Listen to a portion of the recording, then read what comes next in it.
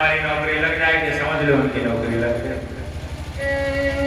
अब तो बाबा बड़ा परेशान, बाबा मन में विचार करते हैं कि हमको तो कभी भगवान का भजन करने का समय ही नहीं मिलता। तो उन बाबा ने क्या किया,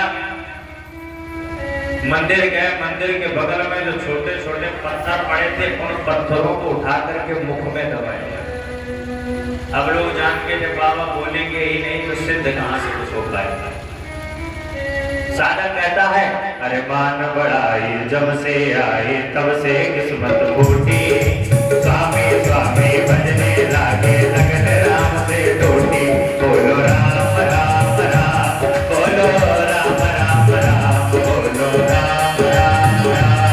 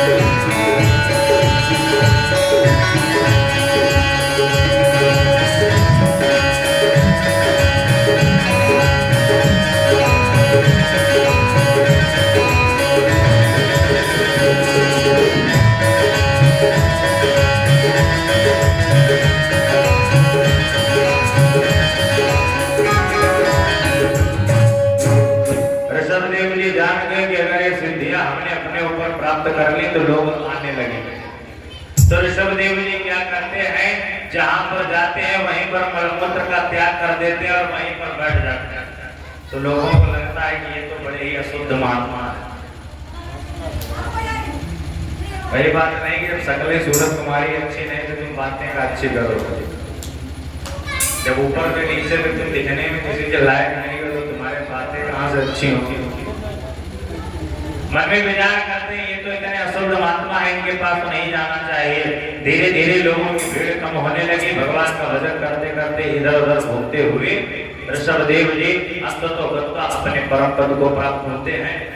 इधर भरत का विवाह इत्यादि होता है। भरत के कई सारे पुत्र होते हैं, उनमें से अपने जो सबसे बड़े बेटे हैं जिनका नाम है सुमति, उनको राजा बनाया। राजा बनाने के पश्चात भरत जी भी अपने पिता की भांति जाकर के भगवान का भजन करने लगे।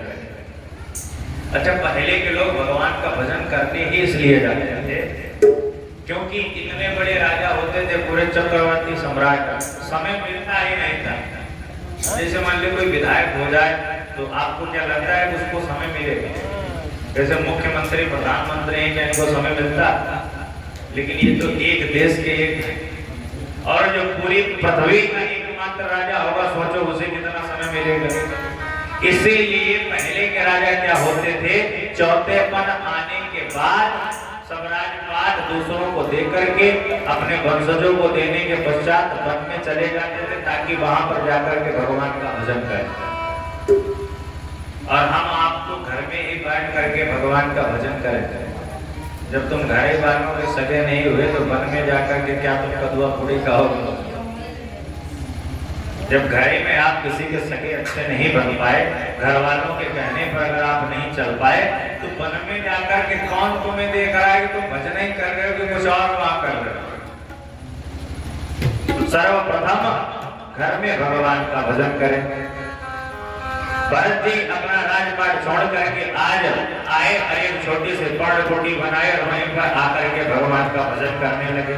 धीरे धीरे बहुत समय बीत गया, बहुत समय बीत गया। भजन करते करते एक दिन की बात है, सरोवर में जाकर के खड़े हुए, जैसे ही भगवान सूर्य को अर्घ दे रहे थे, ठीक इसी समय एक दृष्टांत देखा। अरे कारण एक गर्भवती हिरनी आहोती नदी किनारे।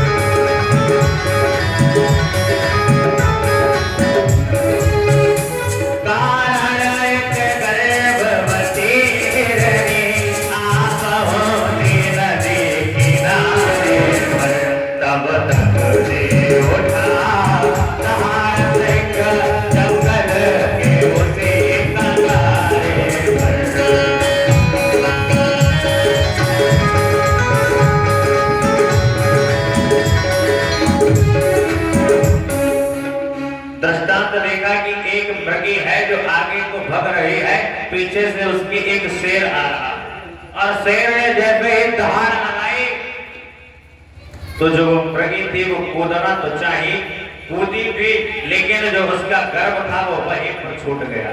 हिरनी ने वहां छलांग पड़ी, वह गर्भ वहीं पर छूट गया। अब जैसे ही वो, देखिए हिरन का बच्चा छोटा सा दिखने में बड़ा सुंदर और कोमल होता है। हिरन का छोड़ो, आदमी आजकल कुत्तों को पाल लेता है। कुत्ता का छोटा सा जो बच्चा होता है, देखिए वो कितना सुंदर लगता है। इससे लाख गुना अच्छा जो है वो हिरन का छोटा सा बच्चा लगता है। जैसे ही उस बच्चे को देखा, पहले तो मन में विचार कि इसे यहीं छोड़ दो, अरे कहाँ भगवान का भजन कर रहे हैं, कहाँ मोह माया में पड़ा। लेकिन फिर मन में विचार किया, बेकरुणा शील न देख सके उसकी चितवन उसकी धड़कन। बेकरुणा शील न देख सके उसकी चितवन उसकी धड़कन।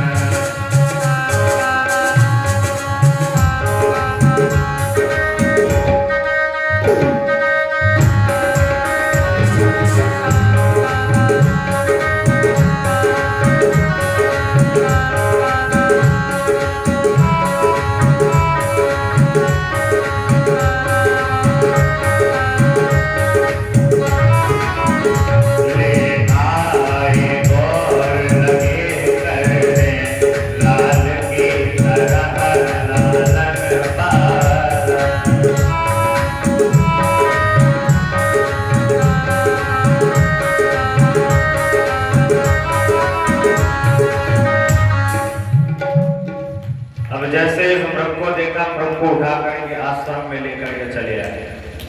अब तो भजन करते हैं तो वो छोटा सा मृग आता है, जो पूजन सामग्री है वो बार बार फैला करके चला जाता है। जो हजारों गायत्री का जाप करता था, धीरे धीरे उसकी गायत्री घट करके 700-800 रह गए। धीरे धीरे और जो समय व्यतीत हुआ, धीरे धीरे और बड़ा हो गया, तो जो 700-800 गायत्री की मंत्र की माला करते थे वो केवल 60-70 रह गए। अब धीरे धीरे इतना मोह माया उसके साथ लग गया कि दिन भर हिरन के बच्चे को गोद में, कभी कंधे पर बिठा करके बन घूमते हैं, भजन पूजा पाठ सब छोड़ दिए। एक दिन की बात, भजन कर ही रहे थे, इतने में एक मृग की एक टोली आई। जब मृगों का झुंड देखा तो मृग भी को उसी झुंड में जाकर के मिल गया। अच्छा, इनका ये मृग कैसा है, अब ये तो इसे जान नहीं पाएंगे, क्योंकि आदमी लोगों की ये शकल थोड़ी बहुत इधर उधर होती, जानवरों की तो शकल सब एक ही जैसी लगती। जैसे जानवर तैसे अंग्रेज, समझे नहीं पाओगे कौन है, कैसे है, कहां से। अपने यहाँ के लोगों की शकल कम से कम पहचान तो लेंगे, हाँ इन्हें कहीं तो देखा था। लेकिन हिरन को आप कैसे पहचान पाएंगे कि हमारे हिरन है या किसी दूसरे का। अब तो जगह जगह उस हिरन को ढूंढते हैं, हिरण को ढूंढते ढूंढते जब अंत तो गत्ता नहीं मिला तो हिरण को याद करते करते ही अपने प्राणों का परित्याग कर। और शास्त्र कहता है अंते यादा मतिर गता, अंत समय मरते समय आप जिसकी याद करेंगे अगले जन्म में तुम वही बनाए जाओगे। कभी कभी देखा है ना कि जब हमारे यहाँ किसी पोते का जन्म होता है तो उसके हाथ पैर सकल सूरत बिल्कुल बाबा की तरह होते हैं। लोग कहते हैं ना ये तो हमारे बाबा। तो इसका मतलब क्या, बाबा का जब अंतिम काल था तो बाबा यही सोचते थे कि ये जो पोता है ये हमें बहुत ज्यादा प्यारा, तो इसी कारण वो बाबा पोता बन करके आ जाते हैं। यही संसार का नियम है। बड़े बड़े बुजुर्ग धीरे धीरे दुनिया से परायण करते चले जाते हैं, धीरे धीरे नए लोग आते चले जाते हैं।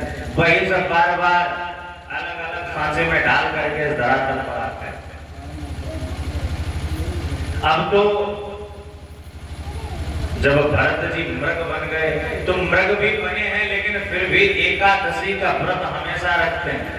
केवल हरी हरी घास खाते हैं, सूखी घास में मुक्तक नहीं लगाते। कहते हैं पता नहीं कौन सा जीव जंतु हुआ और फिर से हम मोह माया में पड़ गए। एक दिन के बाद जंगल में अचानक से आग लगी। उसी आग में जाकर के भरत रूपी बने मृग ने अपने शरीर का जाकर के वहां पर परित्याग कर दिया।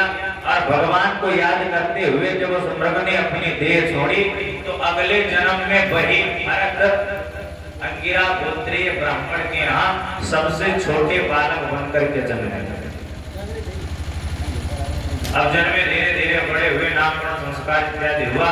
अंगिरा गोत्रीय जो ब्राह्मण थे वो लोगों के यहाँ जाकर के पंडिताई इत्यादि करते थे। इनके जो बड़े चार भाई